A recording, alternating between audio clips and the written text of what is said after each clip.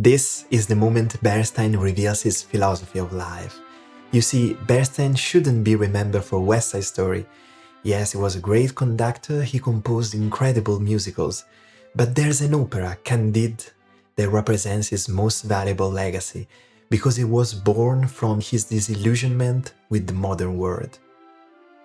The key for understanding it and enjoying it is hidden in something Bernstein had in common with the author of the original novel, but their connection is not so trivial. You see, we are talking about none other than Voltaire, one of the most relevant philosophers of the Age of Enlightenment. He and Bernstein share the same contempt for optimism, but not just any kind of optimism, but specifically the optimism of one of the most apparently rational men of his times, Gottfried Wilhelm Leibniz.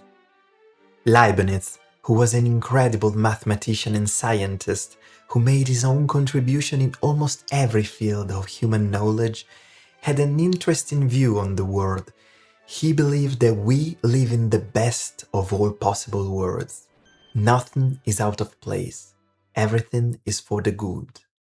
Yeah, until an earthquake ends up killing over 40,000 people in the span of a few hours. That happened in 1775 in Portugal, and it was an event that inspired Voltaire to strongly criticize Leibniz's view of the world.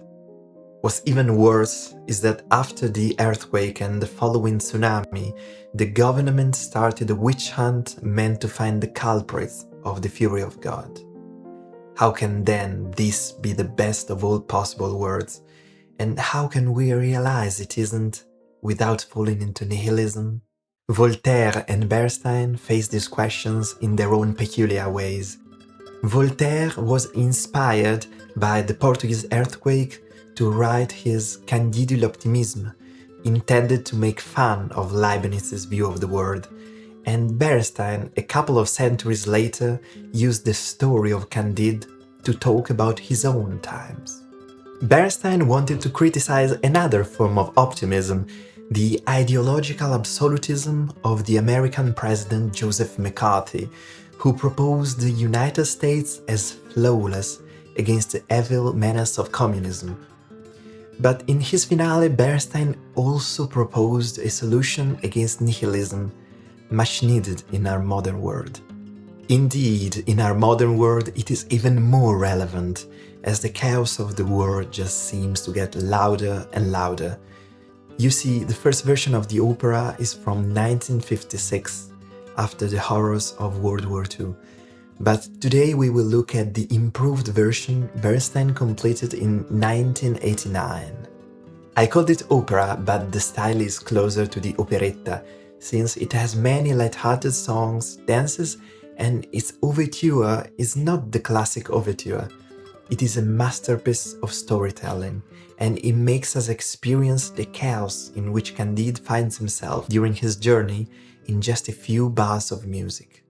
The actual story and Candide's misadventures start while he is celebrating the perfection of the world.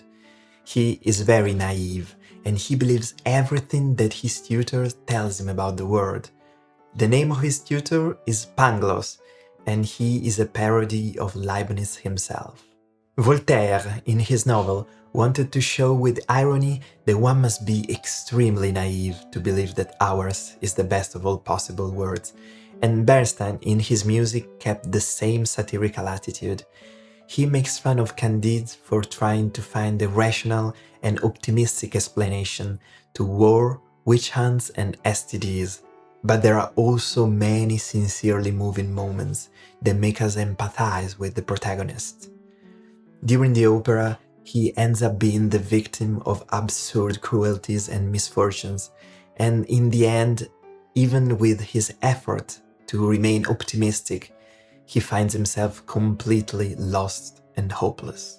It seems like we can never be naive enough if the universe has no particular regard for human beings, and that feels deeply depressing. But Bernstein, in the music of his finale, shows us how in fact it is empowering.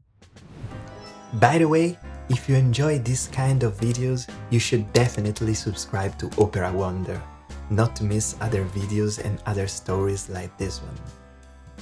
Talking about this finale, there is something that always makes me think about the ending of Mahler's Second Symphony, the Aufstehen Symphony. As you probably know, Bernstein was completely in love with Mahler's music, and in my opinion, he didn't try to hide it at all while composing this finale.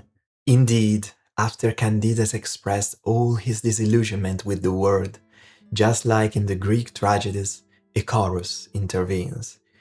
It is a chorus that sings a cappella, just like in Mahler's symphony, and it proposes the solution to the dilemmas of the protagonist with a simple yet unforgettable statement. Life is neither good nor bad. Life is life, and all we know. Candide realizes he has been a fool. He has searched for the good in a world that isn't subject to morality. He has looked for purpose outside of himself. Now, he is able to make finally sense of life by realizing his true potential. He has the power to grow his own garden. The final chorus amplifies this realization and makes it into an existential declaration. But when it feels like everything has been said, there's the cherry on top. Candide's tutor, Mr. Pangloss, takes the floor and pronounces the last words of the opera. Any questions? To me, it feels like Bernstein is making fun of himself for having tried to make sense of life. It feels like life itself is making fun of us. But now, if you have any questions, I suggest you to look for the answers in this video here, because in the end, it is all about exploring.